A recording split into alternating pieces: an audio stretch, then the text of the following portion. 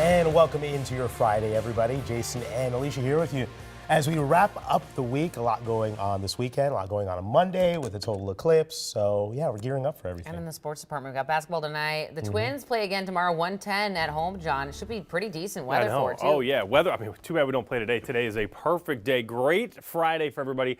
33 degrees as you step outside, so it's a little bit cool. But if you go with the coats, be ready to shed the layers quickly in the afternoon. 26, it is definitely a little chilly. Again, the clear skies have allowed temperatures to drop a decent amount here in St. Cloud and Bemidji. So, again, some coats weather there for sure, some jackets on. But today, because yesterday outperformed, it warmed 3 or 4 over the model average, I think today could be even warmer. I could see some isolated 60s out there. I'd say I know this only says 44 at 10. There's something about a calm wind and that April sun that just feels a lot warmer than it does. I think by late morning, 11 o'clock, you're already pushing 50 degrees. So this is going to hang on to the warmth a little longer today. Great Friday. We'll talk about the warm-up Saturday. And then, of course, that pesky rain coming in Sunday in your forecast coming up. All right, John, looking forward to it. Hey, look at the roads as you're getting ready to leave. I looked near the airport. Maybe you got spring break plans still. You're headed out this morning. Drive times are great. This is 62 at Highway 5, just near MSP International this morning. No crashes out there to slow you down.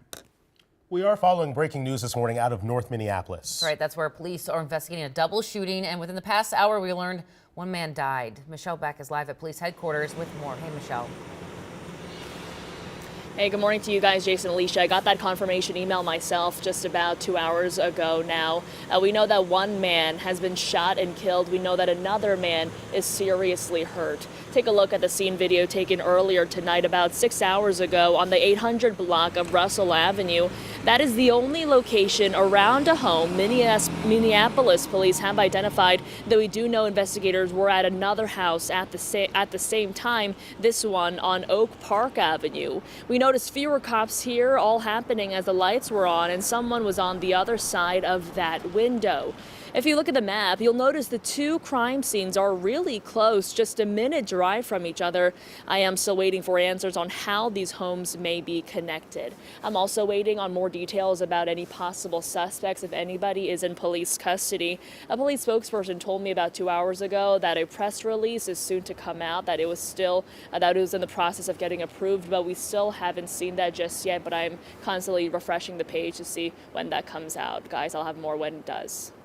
Michelle, thanks for that update. In just a few hours from now, jurors will head back to court as week one of the Apple River stabbing trial gets ready to wrap up. And it's been an emotional week, to say the least. Yesterday, they heard from law enforcement officers who responded to 911 calls that day. They also saw body camera footage from when the officers arrived and handcuffed the defendant, Nikolai Mew. He's charged with 1 count of first-degree intentional homicide and 4 counts of attempted first-degree intentional homicide. 17-year-old Isaac Schumann died. Prosecutors also had an investigator unbox the murder weapon, a knife. And jurors heard from a nurse who was tubing that day with her family when she noticed someone was hurt. I was doing compressions, and people were screaming, and it was making me lose count. So I think I yelled out to somebody, "Shut up" or "Stop screaming," so that I could count. Prosecutors said they intend to wrap their case early next week, and after that, the defense will begin calling on witnesses. So far, Mew's legal team is pointing to self-defense. Time now just about 6:05. An update on that breaking news we first brought you yesterday here on Sunrise. This morning, we can confirm no injuries were reported after that massive fire at an abandoned building. This all broke out just after 11 p.m. and crews fought the flames for several hours. 3 people ran from the building and more than a dozen others were evacuated. Right now, officials are still investigating what may have sparked it. This morning, we're hearing from friends and family of Gail Matson. The Minnesota woman died after an elephant charged and flipped the vehicle she was in during a safari. It happened Saturday in Zambia. Gail's family says she died on scene. In a statement, the company says 6 people were on the game drive when video shows the bull elephant becoming aggressive. It says the terrain and vegetation blocked the guide's route and he couldn't move out of harm's way fast enough. Matson's son says his 79-year-old mother loved traveling and spent every winter in Arizona.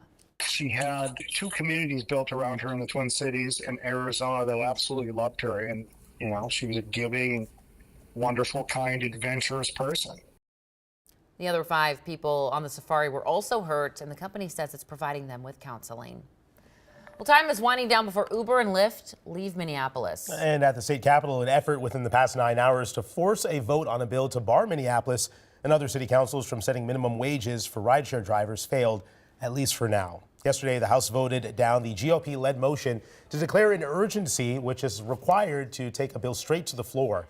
Uber and Lyft say they'll leave Minneapolis if the rideshare law goes into effect May 1st. DFL leaders are trying to convince the Minneapolis City Council to postpone that. As many of you go on your lunch break, a Minnesota representative will be addressing preservation efforts of the historic Justice Ramsey House. The bill would allocate funding for the relocation of the home. Back in October, we learned the building, which was taken apart and put into storage, found a new home. The Minnesota Transportation Museum in St. Paul says it will be rebuilt there to help tell the story of African-American railroad workers. 6:06 on this Friday, a live look at Target Field right now. A statue of T.C. Bear there just outside the gates. They're off today, but they are playing at home for their next 5 games. So great opportunity to go check them out. Tomorrow and Sunday, they're facing off to the Guardians again after falling, unfortunately, to them in yesterday's home opener. Yeah, still a lot.